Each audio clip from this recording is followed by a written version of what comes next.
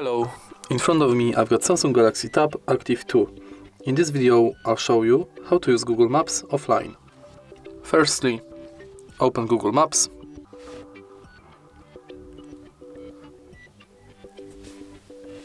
Tap this button and tap on Offline Maps.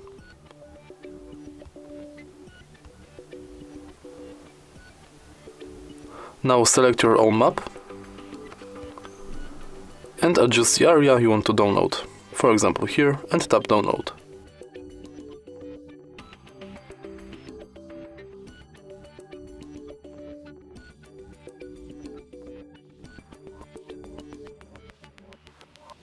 Now you can open the map, turn off Wi-Fi,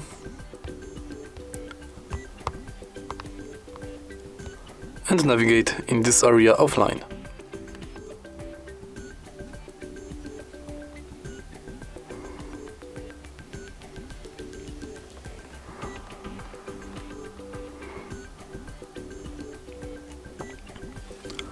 If you find this video helpful, please leave like, comment and subscribe.